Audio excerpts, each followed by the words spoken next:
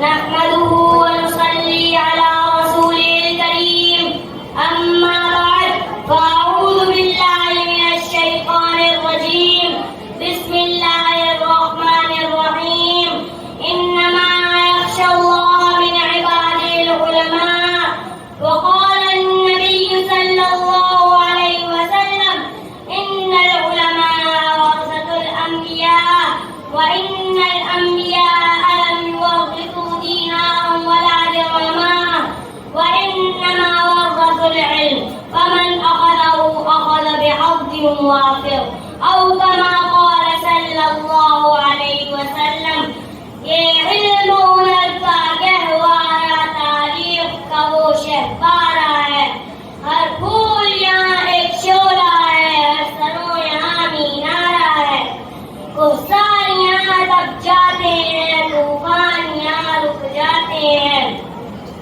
اس کار فقیری کے آگے شاہوں کے محل جھک جاتے ہیں عابد کے یقین سے روشن ہے سادات کا سچا صاف عمل آنکھوں نے کہاں دیکھا ہوگا اخلاص کا ایسا تاج محل محترم اساتذہ کرام اور میرے گلشن مصطفیٰ کے بلبلوں السلام علیکم ورحمۃ اللہ وبرکاتہ. آج میری تقریر کا موضوع بڑا اہم افضل و اکرم ہے جو دینی مدارس کے اہمیت کے عنوان سے معنون ہے. سامعین محترم اسلامی معاشرت میں دینی مدارس کی کیا ضرورت و اہمیت ہے کوئی بھی ہوشمند مسلمان اس سے ناواقف نہیں ہے. ان مدارس کی ذریعے نہ صرف اسلامی معاشرت اسلامی اخلاق و خصائص زندہ و زندہ ہوتے ہیں بلکہ اسلامی علوم و فنون کی ترویج و اشاعت جیسا مبارک عمل بھی اسلامی معاشرے میں جاری رہتا ہے. پھر یہ بات بھی روز روشن کی طرح واضح ہے کہ قرآن و حدیث کی تعلیمات کے بغیر کسی اسلامی معاشرے کی بقا و تشکیل اور اس کے قیام کا تصور نہیں کیا جا سکتا. اسلامی تعلیمات ہی پر کسی اسلامی معاشرے کی بنیاد اور داغ بیٹھ ڈالی جا سکتی ہے. قرآن و حدیث اسلامی تعلیمات کا ماخذ منبع ہے. دینی مدارس کا مقصد اس کے سوا کیا ہے؟ اسلامی تعلیمات کے ماہرین قرآن و حدیث پر گہری نظر رکھنے والے علماء اور علوم شریعہ اسلامیہ میں دفتر رکھنے والے رجال کار پیدا کیے جائیں جو آگے مسلمان معاشرے اسلام سے ناطہ جوڑنے مسلمانوں میں اسلام کی بنیادی اور ضروری تعلیم عام کرنے اسلامی تہذیب و تمدن کی ابدی صداقت و اقلیت کو اجاگر کرنے کا فریضہ انجام دے اور بلا شبہ یہ مدارس اپنے اس بلند مقصد کے حصول میں 100% نہ صحیح تاہم ایک بڑی حد تک کامیاب رہے ہیں. حقیقت یہ ہے کہ آج پوری دنیا میں خصوصاً بر صغیر پاک و ہند میں اسلام کی جو روشنی نما نظر آتی ہے در حقیقت وہ انہی مدارس کا پیدا کر اور مرہون منت ہے. چنانچہ خستہ تعلیم و قائم چھوٹے سے چھوٹے مدرسے سے لے کر عظیم و شان تعمیر کی بڑی برسگاہ تک میں قرآن و حدیث کی تعلیم کا نظر نماز اندر بچوں کے قرآن پڑھنے اور طلبہ کے علم کے پاس سیکھنے کی صورت میں آپ کو یکساں نظر آئے گا.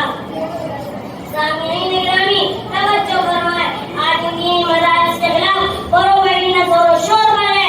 ان پر نتیجات کے کوئی لغون ہیں. اسلام کے ابدی دشمن انگریز یہود و نصارہ اسلام کے حکمران مصروف ہیں. اسلامی احکام سے کوسوں دور نام یاد مسلمان حکمران ان کے دوست ہیں. ان مدارس میں بھی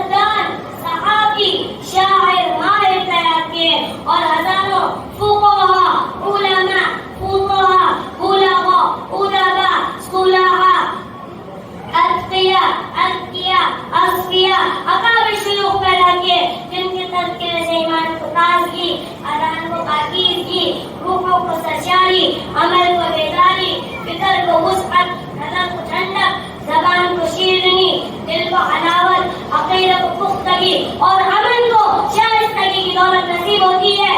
میرے گلشن مصطفیٰ کے پیارے دوستوں، انگریزی تعلیم سے نشو و آنے والے اور کالج اور یونیورسٹی کی فضا میں پڑھنے والے مفکر پاکستان شاعر مشرق علامہ محمد اقبال رحمۃ اللہ علیہ کی قلندرانہ نگاہ کتنی دور رس اور حقیقت شناس تھی، جس کا اندازہ آپ ان کی اس تحریر سے بخوبی لگا سکتے ہیں جو انہوں نے دینی مدارس کی اہمیت کے متعلق کی ہے۔